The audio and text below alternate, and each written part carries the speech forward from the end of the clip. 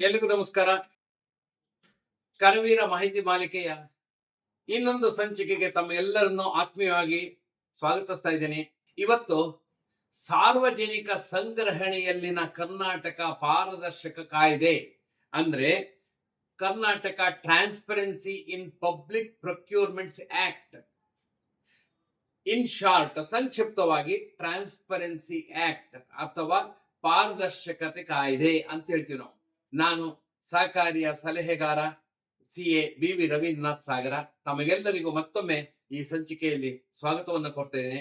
ಈ ಸಂಚಿಕೆ ಅತ್ಯಂತ ಉಪಯುಕ್ತವಾಗಿರುವಂತಹ ಮಾಹಿತಿಯನ್ನ ಒಳಗೊಂಡಿರೋದ್ರಿಂದ ಈ ಸಂಚಿಕೆಯನ್ನು ಸಂಪೂರ್ಣವಾಗಿ ನೋಡಿ ಅಂತೇಳಿ ತಮ್ಮೆಲ್ಲರಲ್ಲೂ ಆಶಿಸ್ತಾ ಇವತ್ತಿನ ಸಂಚಿಕೆಯಲ್ಲಿ ಮುಂದುವರಿಯೋಣ ಬನ್ನಿ.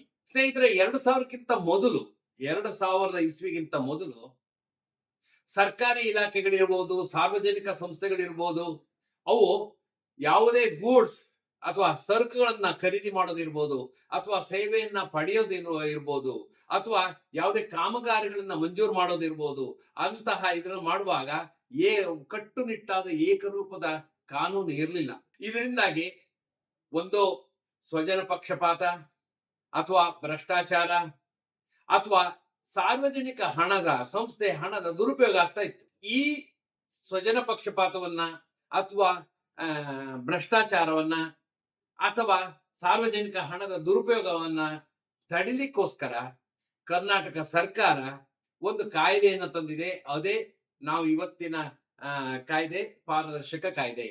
ಇದು 1999ರಲ್ಲೇ ಕಾನೂನು ಬಂದಿದೆ, ಆದ್ರೆ ಅದನ್ನ ಜಾರಿಗೊಳಿಸಿದ್ದು ಡಿಸೆಂಬರ್ 2000ದಿಂದ. ಹಾಗಾಗಿ ಇನ್ಫ್ಯಾಕ್ಟ್ 2001 ಜನವರಿಯಿಂದ ಇದು ಎಫೆಕ್ಟಿವ್ ಬಂದಿದೆ ಅಂತ ತಿಳ್ಕೊಂಡ್ರು ಓಕೆ. ಅಂದ್ರೆ ಎಕ್ಸಾಕ್ಟ್ ಆಗಿ ಹೇಳ್ಬೇಕು ಅಂದ್ರೆ ಡಿಸೆಂಬರ್ 30, 2000ದಿಂದ ಇದು ಜಾರಿಗೆ ಬಂದಿದೆ. ಈ ಕಾಯ್ದೆ ಉದ್ದೇಶ ಏನು? ಒಂದು, ಪಬ್ಲಿಕ್ ಮನಿ, ಸಾರ್ವಜನಿಕರ ಹಣವನ್ನ ಬಳಕೆ ಮಾಡುವಾಗ ಯಾರು ಅಧಿಕಾರಯುತರಿರ್ತಾರೆ, ಯಾರು ಅದಕ್ಕೆ ಅಧಿಕೃತರಿರ್ತಾರೆ, ಅವರು ಗರಿಷ್ಠ ಪಾರದರ್ಶಕತೆಯನ್ನ ಕಾಪಾಡ್ಕೊಳ್ಬೇಕು. ಮತ್ತೆ ಆ ವ್ಯವಹಾರದಲ್ಲಿ ಫೈರ್ನೆಸ್ ಅಂದ್ರೆ ಏನ್ ಹೇಳ್ತೀವಿ ಅಂದ್ರೆ ನ್ಯಾಯಸಮ್ಮತತೆ ಅದಿರ್ಬೇಕು ಅಂತ ನಾವು ಬಯಸ್ತೇವೆ. ಆ ಕಾರಣಕ್ಕೋಸ್ಕರನೇ ಈ ಆಕ್ಟ್ ಅನ್ನ ತಂದಿರುವಂತದ್ದು.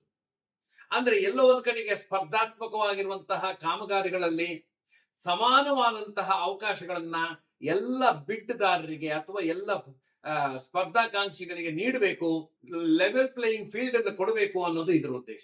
ಹಾಗೆ ಕಮಿಷನ್ ದಂಧೆಯನ್ನ ಮಟ್ಟ ಹಾಕಬೇಕು, ಅವ್ಯವಹಾರನ್ನ ತಡೆಗಟ್ಟಬೇಕು.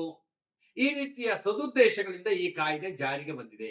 ಈ ಕಾಯ್ದೆಯಲ್ಲಿ ಕೆಲವೊಂದು ಅಂಶಗಳನ್ನ ನಾವು ಅರ್ಥ ಮಾಡಿಕೊಂಡು ಅದರ ವ್ಯಾಖ್ಯೆ, ಪರಿಭಾಷೆ, ಡೆಫಿನಿಷನ್, ಮೀನಿಂಗ್ ಈ ತರದ ಅರ್ಥ ಮಾಡಿಕೊಂಡು ಈ ಪಾರದರ್ಶಕ ಕಾಯ್ದೆ ನಮಗೆ ಅಂದರೆ ನಮ್ಮ ಸಹಕಾರ ಸಂಸ್ಥೆಗಳಿಗೆ ಹೇಗೆ ಅನ್ವಯಿಸುತ್ತೆ ಅಂತ ನೋಡೋಣ. ಮೊದಲನೇದಾಗಿ, ಇದು ಪ್ರೊಕ್ಯೂರ್ಮೆಂಟ್ ಅಂದ್ರೆ ಸಂಗ್ರಹಣೆಯಲ್ಲಿ ಬೀರುವಂತಹ ವ್ಯವಸ್ಥೆ. ಇದು ಅಂದ್ರೆ ನೀವು ಯಾವುದೇ ಸೇವೆಯನ್ನ ಅಥವಾ ಸರಕನ್ನ ಪ್ರೊಕ್ಯೂರ್ ಮಾಡ್ತಾ ಇದ್ದೀರಿ, ಸಂಗ್ರಹಣೆ ಮಾಡ್ತಾ ಇದ್ದೀರಿ ಅಂದ್ರೆ ಅದಕ್ಕೆ ಅನ್ವಯಿಸುವಂತದ್ದಾಗಿದ್ರಿಂದ ಯಾರು ಪ್ರೊಕ್ಯೂರಿಂಗ್ ಎಂಟಿಟಿ ಅಥವಾ ಸಂಗ್ರಹಣಾ ಸಂಸ್ಥೆ ಯಾರು ಅನ್ನೋದನ್ನ ಡೆಫಿನೇಟ್ ಮಾಡುತ್ತೆ. ಏನಂದ್ರೆ ಇದಕ್ಕೆ ಪ್ರೊಕ್ಯೂರ್ಮೆಂಟ್ ಎಂಟಿಟಿ ಅಂದ್ರೆ ಯಾವುದು ಅಂದ್ರೆ ಯಾವುದೇ ಒಂದು ಸಂಸ್ಥೆ ಸಾರ್ವಜನಿಕರಿಂದ ಸಂಗ್ರಹಿಸಿದ ಹಣವನ್ನ ಖರೀದಿ ಅಥವಾ ಪ್ರೊಕ್ಯೂರ್ಮೆಂಟ್ಗೆ ಉಪಯೋಗಿಸುತ್ತೆ, ಆವಾಗ ಈ ಕಾಯ್ದೆಯನ್ನ ಪಾಲಿಸುವಂತದ್ದು ಕಡ್ಡಾಯ ಅಂತ ಹೇಳುತ್ತೆ. ಹಾಗಾಗಿ ಇಂತಹ ಸಂಸ್ಥೆಗಳು ತಾವು ಯಾವುದೇ ಕಾಮಗಾರಿ ಕೈಗೊಳ್ಳೋದಿರ್ಲಿ ಅಥವಾ ಯಾವುದೇ ವಸ್ತುವನ್ನು ಖರೀದಿ ಮಾಡೋದಿರ್ಲಿ, ಒಂದಿಷ್ಟು ಮಿತಿಗಳಿದಾವೆ. 2 ಲಕ್ಷ, 5 ಲಕ್ಷ ಅಂತೆಲ್ಲ ಮಿತಿಗಳಿದೆ, ಅದು ಮುಂದೆ ನಾನು ಹೇಳ್ತೀನಿ. ಆ ರೀತಿಯ ಖರೀದಿಗಳನ್ನ ಅಥವಾ ಪ್ರೊಕ್ಯೂರ್ಮೆಂಟ್ ಸಂಗ್ರಹಣೆಯನ್ನ ಮಾಡುವಾಗ ಅಥವಾ ಕಾಮಗಾರಿ ಗುತ್ತಿಗೆಯನ್ನ ಕೊಡುವಾಗ, ಟೆಂಡರ್ ಕರೆಯುವಾಗ ಈ ಕಾಯ್ದೆಯ ಅಂಶಗಳನ್ನ ಪಾಲಿಸಬೇಕು ಅನ್ನೋದು ಇದರ ಅಂಶ. ಅಂದ್ರೆ ಈ ನಿಗದಿತ ಮೌಲ್ಯ ಏನೋ ಒಂದಿಷ್ಟು ಮೌಲ್ಯ ಇದೆ, 2 ಲಕ್ಷ ಇದೆ ಕೆಲವೊಂದು ವ್ಯವಹಾರಗಳಿಗೆ 5 ಲಕ್ಷ ಇದೆ. ಹೀಗೆ ನಿಗದಿತ ಮಿತಿಗಳನ್ನ ಮೀರಿದಾಗ ನೀವು ಅದಕ್ಕೆ ಪತ್ರಿಕೆಯಲ್ಲಿ ಪ್ರಕಟಣೆ ನೀಡಬೇಕು. ಮತ್ತೆ ಕರ್ನಾಟಕ ಸರ್ಕಾರ ಅದಕ್ಕೋಸ್ಕರನೇ ಒಂದು ಜಾಲತಾಣವನ್ನ ನೇಮಿಸಿದೆ, ಒಂದು ಪೋರ್ಟಲ್ ಇದೆ.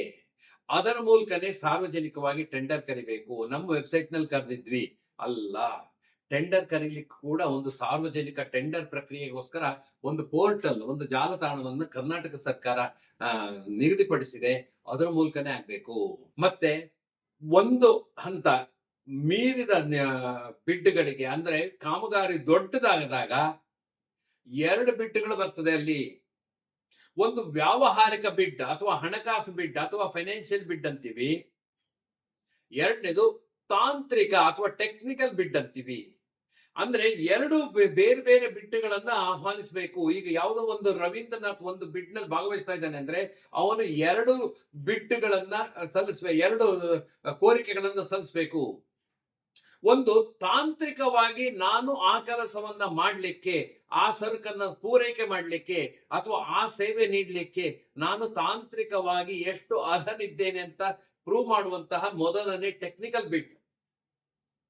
ನಂತರ ನನ್ನ ಸೇವೆಗೆ, ನನ್ನ ಕಾಮಗಾರಿಗೆ ಅಥವಾ ನಾನು ಪೂರೈಸುವ ವಸ್ತುಗಳಿಗೆ ಇಷ್ಟ ಆಗತ್ತೆ ಅಂತ ಹೇಳುವಂತಹ ವ್ಯಾವಹಾರಿಕ ಬಿಡ್ ಅಥವಾ ಹಣಕಾಸು ಬಿಡ್ ಅಥವಾ ಫೈನಾನ್ಷಿಯಲ್ ಬಿಡ್.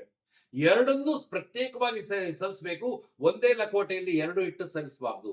ಮೊದಲು ತಾಂತ್ರಿಕವಾಗಿ ಅರ್ಹತೆ ಪಡೆದವರನ್ನ ಶಾರ್ಟ್ ಲಿಸ್ಟ್ ಮಾಡಬೇಕು. ನಾವು ಹಣಕಾಸು ಬಿಡ್ಡಿನಲ್ಲಿ ಮೊದಲು ಹೋಗೋದಿಲ್ಲ.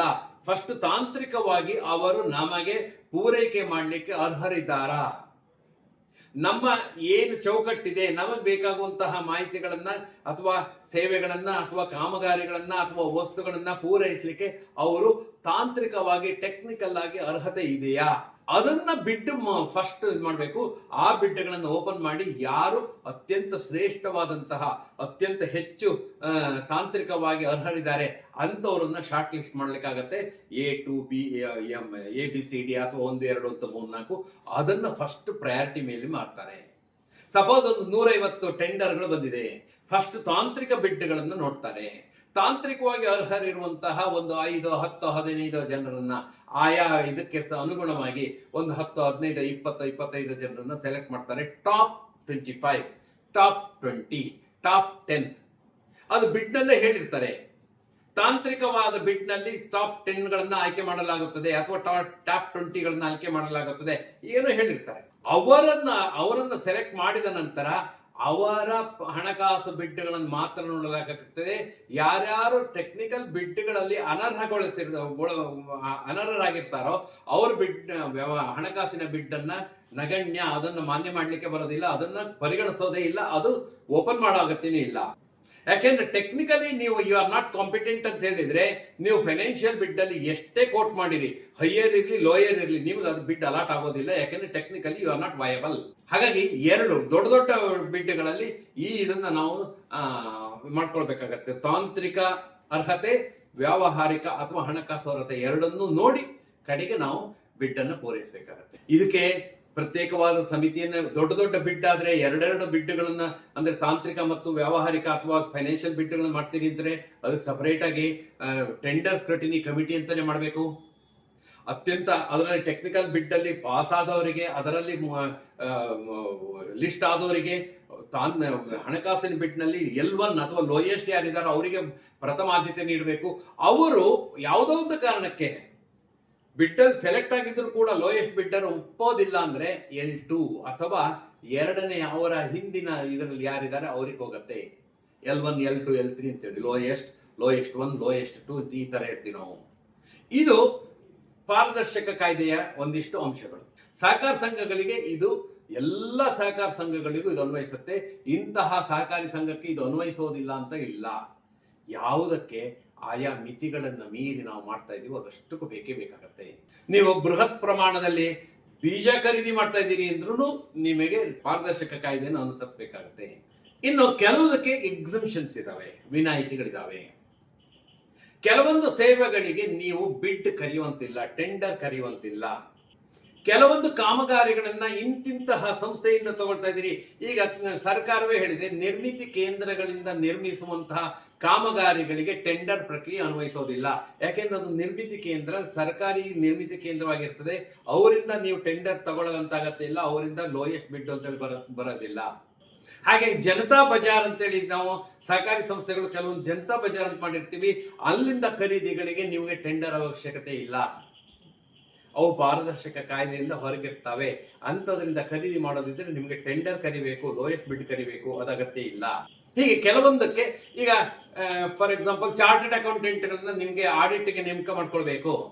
ಅವರಿಗೆ ಕೊಡುವಂತಹ ಫೀಸು 2 ಲಕ್ಷ ದಾಟತ್ತೆ, 5 ಲಕ್ಷ ದಾಟತ್ತೆ, 10 ಲಕ್ಷ ದಾಟತ್ತೆ. ಹಾಗಾದ್ರೆ ಅವರಿಗೆ ಟೆಂಡರ್ ಕರಿಬೇಕಾ? ಅಗತ್ಯ ಇಲ್ಲ. ಅವರಿಗೆ ಟೆಂಡರ್ ಪ್ರಕ್ರಿಯೆಗಿಂತ ಎಕ್ಸಂಪ್ಷನ್ ಇದೆ.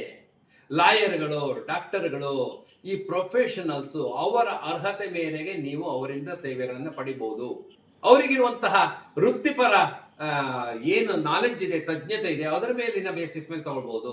ಹಾಗಾಗಿ ಟೆಂಡರ್ ಪ್ರಕ್ರಿಯೆಯಲ್ಲಿ ಕೆಲವೊಂದು ಇದನ್ನ ಇದು ಮಾಡಿದ್ದಾರೆ. ಇನ್ನು ನಿಮ್ಮಲ್ಲಿ ಯಾವುದೇ ಸಂಸ್ಥೆ MPCS ಇರ್ಬೋದು, ಒಂದು ಹಾಲಿನ ಸಂಸ್ಕರಣಾ ಯಂತ್ರ ತಗೊಳ್ತೀವಿ ಅಂದ್ರೆ ಅದು ನಮ್ಮ ಮಿತಿಯನ್ನು ದಾಟಿದೆಯಾ, ಹಾಗಾದ್ರೆ ಟೆಂಡರ್ ಪ್ರಕ್ರಿಯೆ ಮಾಡು, ಯಾರ್ಯಾರಿಂದ ಟೆಂಡರ್ ಇದು ಮಾಡಬೇಕು ಅವ್ರನ್ನ ಆಹ್ವಾನ ಮಾಡು, ಅದ್ರ ಮೂಲಕ ಮಾಡು. ನೇಕಾರರ ಸಂಸ್ಥೆ ಇರ್ಬೋದು, ಅವರಿಗೆ ಬಲ್ಕ್ ಅಲ್ಲಿ ವಸ್ತುಗಳನ್ನು ತಗೊಳ್ತಾ ಇದ್ದಾರೆ, ಹಾಗಾದ್ರೆ ಟೆಂಡರ್ ಪ್ರಕ್ರಿಯೆ ಮಾಡು. TAPCMS ಇರ್ಬೋದು, ಗೊಬ್ಬರ ಅದನ್ನ ಖರೀದಿ ಮಾಡ್ತಾ ಇದೀರಿ, ಬಲ್ಕಲ್ ಖರೀದಿ ಮಾಡಿರ್ತೀರಿ, ಅದರಲ್ಲಿ ಕೆಲವೊಂದು ಬ್ರ್ಯಾಂಡ್ಗಳಿಗೆ ಅಥವಾ ಸಹಕಾರಿ ಬ್ರ್ಯಾಂಡ್ಗಳಾಗಿದ್ದಲ್ಲಿ ಅದಕ್ಕೆ ನೀವು ಟೆಂಡರ್ ಪ್ರಕ್ರಿಯೆ ಬೇಕಾಗೋದಿಲ್ಲ. ಇಫ್ಕೋದಿಂದ ಗೊಬ್ಬರ ಖರೀದಿ ಮಾಡಬೇಕು, ಎಷ್ಟು ಖರೀದಿ ಮಾಡ್ಬೋದು.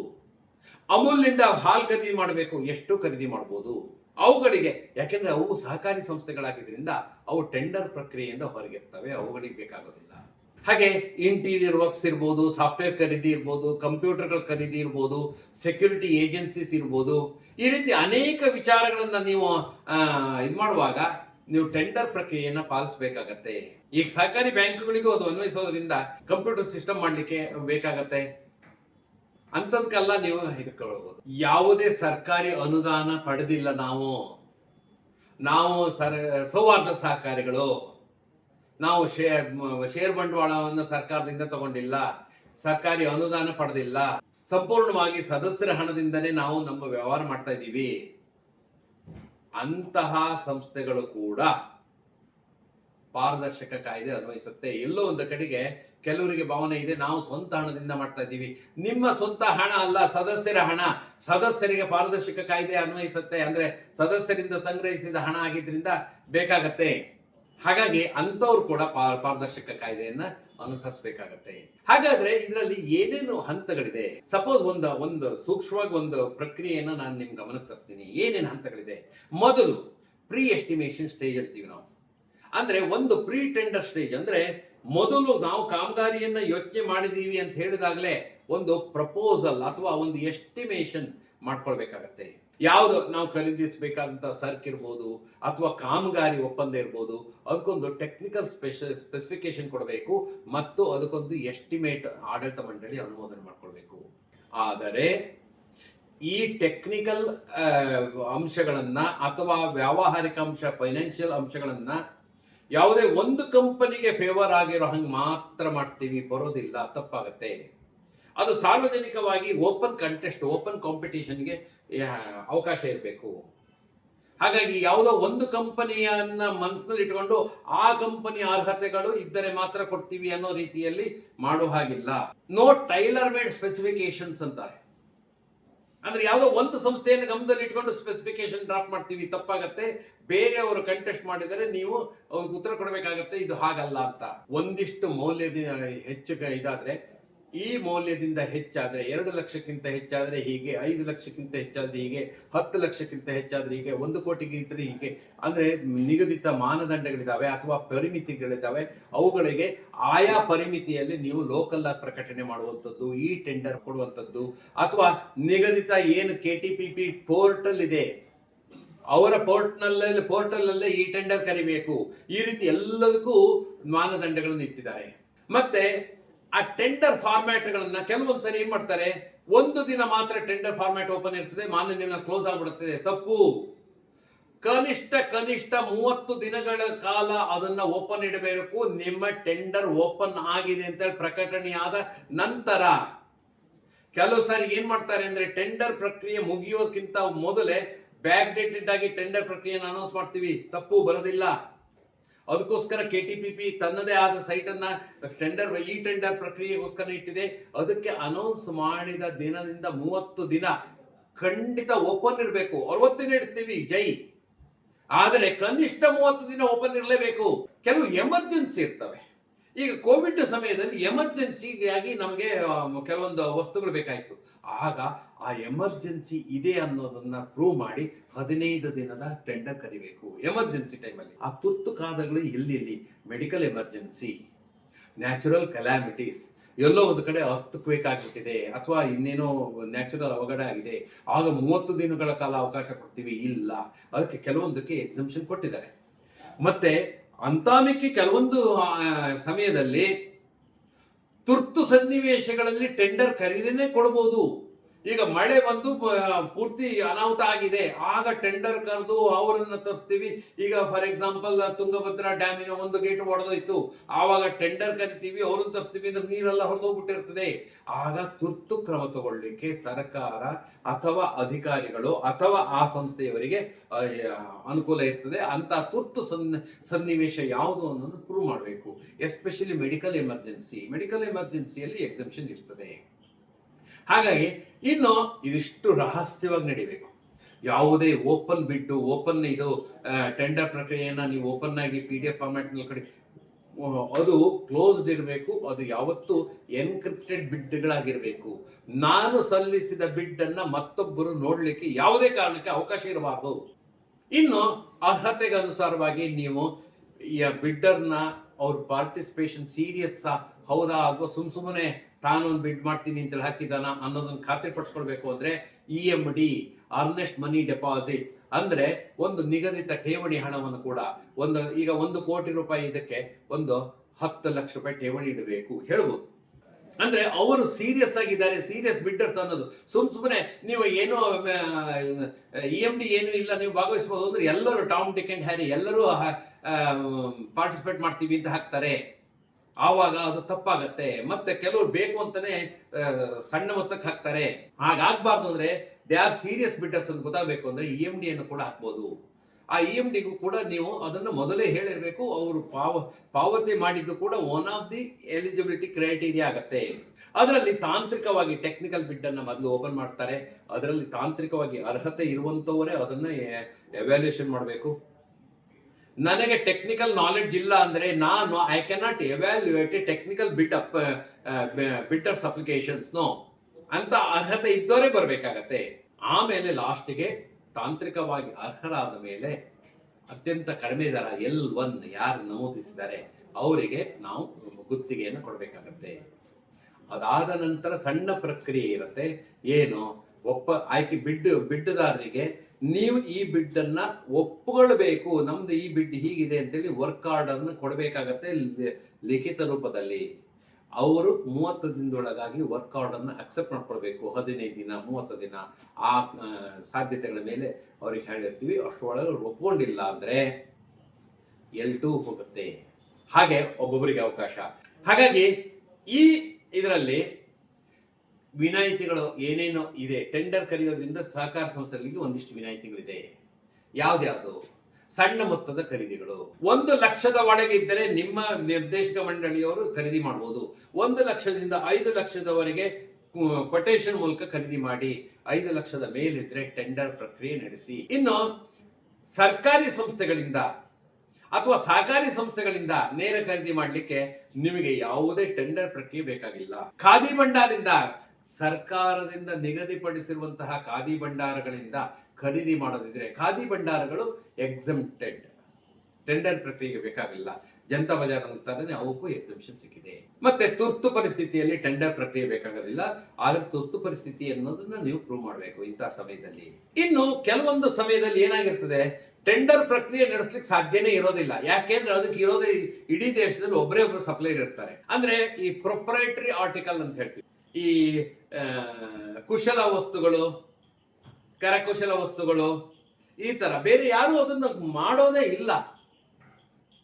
ಅಂತಹ ಸಮಯದಲ್ಲಿ ಟೆಂಡರ್ ಪ್ರಕ್ರಿಯೆ ತರಾಗತೆ ಇರೋದು. ಈ ಸಹಕಾರ ಸಂಘಗಳಿಗೆ ಪ್ರೊಕ್ಯೂರಿಂಗ್ ಎಂಟಿಟಿಯಾಗಿ ಅವರು ಇರೋದ್ರಿಂದ ಈ ಪೋರ್ಟಲ್ ಮೂಲಕನೇ ಮಾಡಬೇಕಾಗತ್ತೆ ಕೆಲವು ನಿರ್ದಿಷ್ಟ ವ್ಯವಹಾರಗಳನ್ನ. ಅದಕ್ಕೆ ಈ ಪೋರ್ಟಲ್ ಮೂಲಕ ಮಾಡಿದ್ರೆ ಅದು ಪಾರದರ್ಶಕ ಕಾಯ್ದೆಯನ್ನು ಮೀಟ್ ಮಾಡಿದ ರೀತಿಯಲ್ಲೇ ಆಗತ್ತೆ. ನೀವು ಈ ಪೋರ್ಟಲ್ ಮೂಲಕ KTPP ಈ ಪೋರ್ಟಲ್ ಮೂಲಕ ಮಾಡಿದಿರಿ ಅಂದ್ರೆ ಪಾರದರ್ಶಕ ಕಾಯ್ದೆಯನ್ನು ಅನುಸರಿಸಿದಿರಿ ಅಂತ. ಯಾಕೆಂದ್ರೆ ಅದರಲ್ಲಿ ಬೇರೆ ಇದಕ್ಕೆ ಅವಕಾಶನೇ ಇಲ್ಲ. ಏನೇ ಬಿಡ್ ಮಾಡೋದಿದ್ರು, ಡಾಕ್ಯುಮೆಂಟ್ ಡೌನ್ಲೋಡ್ ಮಾಡೋದಿದ್ರೆ ಅಥವಾ ಪ್ರೀ ಬಿಡ್ ಸಭಾ ಅದಕ್ಕೆ ನೀವು ಇದು ಮಾಡುವಾಗಲೇ ನಿಮ್ಮದು ಒಂದಿಷ್ಟು ರಿಕ್ವೈರ್ಮೆಂಟ್ಸ್ ಅದರೊಳಗೆ ಹಾಕಬೇಕು. ಇಲ್ಲದೋದ್ರೆ ಅದು ನಿಮಗೆ ಸೈಟ್ ಬಿಟ್ಕೊಡೋದಿಲ್ಲ ನಿಮಗೆ ಟೆಂಡರ್ ಪ್ರಕ್ರಿಯೆಯಲ್ಲಿ. ಅಂದ್ರೆ ಒಂದು ಟೆಂಡರ್ ಪ್ರಕಟಣೆ ಇರ್ಬೋದು, ಆ ಡಾಕ್ಯುಮೆಂಟ್ ಡೌನ್ಲೋಡ್ ಮಾಡ್ಲಿಕ್ಕೆ ಏನೇನು ಮಾನದಂಡಗಳಿದೆ ಅನ್ನೋದಿರ್ಬೋದು, ಅಥವಾ ಪ್ರೀ ಬಿಡ್ ಮೀಟಿಂಗ್ ಆಗಿದ್ದಕ್ಕೆ ನಡಾವಳಿಗಳು ಏನಿದೆ, ನಿಮ್ಮ ಬೋರ್ಡ್ ಮೀಟಿಂಗ್ ಅಲ್ಲಿ ಆಗಿರ್ಬೇಕದು, ಅದರ ನಿರ್ಣಯಗಳ ಪ್ರತಿ ಅಲ್ಲಿ ಪಾರದರ್ಶಕತೆ ಕಾಯ್ದೆ ಪ್ರಕಾರ ಇದೆಯಾ ಇಲ್ಲ ಅಂತೇಳಿ ಅವ್ರು ವೆರಿಫೈ ಮಾಡ್ತಾರೆ. ಅದಷ್ಟು ಆದ ಮೇಲೆ ನಿಮಗೆ ಅದಕ್ಕೆ ಅವಕಾಶ ಕೊಡ್ತಾರೆ. ಒಂದು ಸಾರಿ ಆ ಟೆಂಡರ್ ಪ್ರಕ್ರಿಯೆ ಅಪ್ ಆದ ನಂತರ ಅದರಲ್ಲಿ ಏನೇ ಮ್ಯಾನಿಪುಲೇಷನ್ ಅವಕಾಶ ಇಲ್ಲ, ತಿದ್ದುಪಡಿಗಳಿಗೆ ಅವಕಾಶ ಇರೋದಿಲ್ಲ. ಮತ್ತೆ ಅದಕ್ಕೂ ಕೂಡ ಕ್ಲಾಸ್ 3 DSC ಅಂದ್ರೆ ಡಿಜಿಟಲ್ ಸಿಗ್ನೇಚರ್ ಸರ್ಟಿಫಿಕೇಟ್. ಹಿಂದೆ ಒಮ್ಮೆ ಇನ್ಫಾರ್ಮೇಶನ್ ಟೆಕ್ನಾಲಜಿ ಆಕ್ಟ್ ಹೇಳುವಾಗ ನಾನು ಡಿಜಿಟಲ್ ಸರ್ಟಿಫಿಕೇಟ್ ಅಂತ ಏನು ಎಕ್ಸ್ಪ್ಲೇನ್ ಮಾಡಿದ್ದೆ ಸ್ನೇಹಿತರೆ. ಆ ಸರ್ಟಿಫಿಕೇಟ್ ಇದ್ದವರೇ ಆ ಪೋರ್ಟಲ್ ಅಲ್ಲಿ ಎಂಟರ್ ಆಗಬೇಕು ಮತ್ತು ಅವರು ಸಹಿ ಮಾಡಬೇಕು, ಡಿಜಿಟಲಿ ಸೈನ್ ಆಗಿರ್ಬೇಕು. ಅಕಸ್ಮಾತ್ ಇದು ಏನಾದ್ರೂ ಉಲ್ಲಂಘಿಸಿ ಮಾಡಿದಿರಿ ಅಂದ್ರೆ ಅದಕ್ಕೆ ಶಿಕ್ಷೆ ಇದೆ, ದಂಡ ಇದೆ. ಸೆಕ್ಷನ್ 23 ಆಫ್ ನಮ್ಮ ಆಕ್ಟ್ ಅಲ್ಲಿ ಕ್ಲಿಯರ್ ಆಗಿ ಹೇಳ್ತಾರೆ, ಇಂತಿಂತ ಇದನ್ನ ಹೀಗೆ ಮಾಡಬೇಕು ಅಂತ ಹೇಳುತ್ತೆ. ಅದು ಮಾಡಿಲ್ಲ ಅಂದ್ರೆ ನಿಮಗೆ 5,000 ದಿಂದ 50,000 ರೂಪಾಯಿವರೆಗೆ 3 ವರ್ಷಗಳವರೆಗೆ ಜೈಲು ಶಿಕ್ಷೆಯನ್ನ ವಿಧಿಸಲಿಕ್ಕೆ ಕಾನೂನಿನ ಅವಕಾಶ ಇದೆ. ಅಕಸ್ಮಾತ್ ಟೆಂಡರ್ ಪ್ರಕ್ರಿಯೆಯಲ್ಲಿ ಏನಾದರೂ ಲೋಪದೋಷಗಳು ಕಂಡು ಬಂದ್ರೆ ನಿಮಗೆ ಇವನ್ ಆಡಿಟ್ ಅಬ್ಜೆಕ್ಷನ್ ಬರುತ್ತೆ, ಎನ್ಕ್ವೈರಿಗಳಾಗತ್ತೆ. ಯಾರು ಲೋಪಗಳನ್ನು ಮಾಡಿದಾರೋ ಅವ್ರ ಮೇಲೆ ಆಪಾದನೆಗಳನ್ನು ಫಿಕ್ಸ್ ಮಾಡ್ತಾರೆ. ಹಾಗಾಗಿ ಅವರು ತುಂಬಾ ಬಾಧ್ಯಸ್ಥರಾಗ್ತಾರೆ. ಸಹಕಾರಿ ಸಂಘಗಳಿಗೆ ಏನು ಇದರಲ್ಲಿ ಚಾಲೆಂಜಸ್ ಏನು ಅಥವಾ ಸವಾಲುಗಳು ಏನಿರ್ತದೆ? ಒಂದು, ತಾಂತ್ರಿಕ ಜ್ಞಾನ ಇರೋದಿಲ್ಲ. ಇನ್ನು ಕೆಲವೊಂದು ಸಂದರ್ಭಗಳಲ್ಲಿ ತುರ್ತಾಗಿ ಕೆಲವೊಂದು ವಿಷಯ ಬೇಕಾಗತ್ತೆ, ಆದರೆ ಅದು ಎಮರ್ಜೆನ್ಸಿ ಎಕ್ಸಂಪ್ಷನ್ಗೆ ಅಳವಡಿಸ್ಕೊಂಡಿಲ್ಲ, ಬರೋದಿಲ್ಲ. ಅಂತ ಸಮಯದಲ್ಲಿ ಕೂಡ ನಮಗೆ ಇದು ಕೆಲವೊಂದು ಸನ್ನಿವೇಶಗಳು ಬರ್ತದೆ. ಇನ್ನು ಅತಿ ಹೆಚ್ಚಿನ ತೊಂದರೆ ಬರುವಂತದ್ದು ಖಾಸಗಿಯವರ ಪೈಪೋಟಿ. ಸಿಕ್ಕಾಪಟ್ಟೆ ಕಾಂಪಿಟೇಷನ್ ಇದೆ ಈ ಟೆಂಡರ್ ಪ್ರಕ್ರಿಯೆಯಲ್ಲಿ. ಖಾಸಗಿ ಕಂಪನಿಗಳು ಸಿಂಡಿಕೇಟ್ ಮಾಡ್ಕೊಂಡ್ಬಿಡ್ತಾರೆ. ಸಿಂಡಿಕೇಟ್ ಮಾಡಿಕೊಂಡು ಅವರು ಈ ಪೋರ್ಟಲ್ ಅಲ್ಲಿ ಅಪ್ಲೈ ಮಾಡ್ತಾರೆ. ಅದು ಯಾರಿಗೆ ಸಿಕ್ಕರೂ ನಮ್ಮ ಗುಂಪಿಗೆ ಬರಬೇಕು ಅನ್ನೋ ತರದಲ್ಲಿ ಅದೊಂದು ಚಾಲೆಂಜ್ ಅತಿ ದೊಡ್ಡ ಇದೆ. ಹಾಗಾಗಿ ಈ ರೀತಿಯ ಇದಕ್ಕೆ ಒಂದು ಆ ಪಾರದರ್ಶಕ ಕಾಯ್ದೆಯ ನಿಯಮಗಳನ್ನು ತಿಳ್ಕೊಳ್ಳಿ. ಎರಡನೇದು, ಪ್ರೊಕ್ಯೂರ್ಮೆಂಟ್ ಪ್ಲಾನ್ ಅನ್ನ ಮೊದಲೇ ಸರಿ ಮಾಡ್ಕೊಳ್ಳಿ. ಏನೇನ್ ಬೇಕಾಗತ್ತೆ ಅದ್ರ ಬಗ್ಗೆ ಮೊದಲೇ ಒಂದು ಸಾರಿ ಅದ್ರ ಬಗ್ಗೆ ತಿಳ್ಕೊಳ್ಳಿ. ಮೂರನೇದು, ಯಾರು ನಾವು ಮಾಡ್ತೀವೋ ಅವರಿಗೆ ಸಿಬ್ಬಂದಿಗಳಿಗೆ ಈ ಪೋರ್ಟಲ್ನ ಫಾರ್ಮ್ಯಾಲಿಟೀಸು, ಅದರ ಇತಿಮಿತಿಗಳು, ಅದರಲ್ಲಿರುವಂತಹ ಅಕ್ಸೆಪ್ಟೆನ್ಸ್ ಅಂಡ್ ರಿಜೆಕ್ಷನ್ಸ್ ಬಗ್ಗೆ ಗಮನ ಇರಲಿ, ಅದ್ರ ಬಗ್ಗೆ ತರಬೇತಿ ಕೊಡಿಸಿ. ನಾಲ್ಕನೇದು, ನಮ್ದು ಈ ವರ್ಷ ಏನೇ ಆ ರೀತಿ ಪ್ರೊಕ್ಯೂರ್ಮೆಂಟ್ ಆಗಿದೆ ಅಂದರೆ ಅದನ್ನು ಆಡಿಟ್ನಲ್ಲಿ ಆಡಿಟರ್ಗೆ ಗಮನಕ್ಕೆ ತಂದು ಈ ಪೋರ್ಟಲಲ್ಲಿ ನಾವು ಈ ರೀತಿ ಮಾಡಿದ್ದೀವಿ ಅಂತ ಅವರಿಂದ ಆಡಿಟ್ ಮಾಡಿಸಿ ಸರಿಯಾದ ರೀತಿಯಲ್ಲಿ ಅವರಿಂದ ಒಂದು ಟಿಪ್ಪಣಿಗಳನ್ನ ಪಡೆದುಕೊಳ್ಳಿ. ಮುಂದೆ ಯಾವತ್ತೂ ಅದು ನಮಗೆ ಪ್ರಾಬ್ಲಮ್ ಆಗೋದಿಲ್ಲ.